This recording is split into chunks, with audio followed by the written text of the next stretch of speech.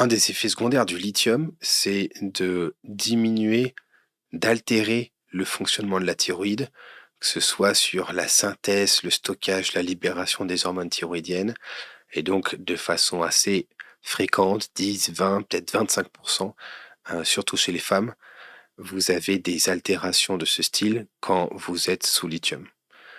Ça n'est en moyenne jamais une raison pour arrêter le lithium. Si le lithium est inefficace, de toute façon, on l'arrête, qu'il ait un impact sur la thyroïde ou pas.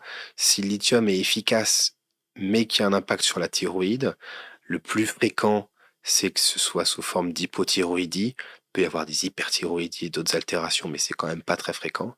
Et donc, le plus souvent, le médecin généraliste gère, le psychiatre éventuellement peut gérer. Un endocrinologue, c'est parfait, mais on connaît les problèmes d'accès aux soins sur le territoire actuellement. Et donc, le plus fréquent, c'est de juste mettre du lévothyrox et de supplémenter la fonction thyroïdienne de cette façon, avec l'idée qu'il faut qu'il y ait une TSH cible qui soit plus proche des 1 que des 5. C'est une erreur commune. Le message, c'est que juste l'augmentation de la TSH n'est en moyenne pas suffisant pour arrêter le lithium.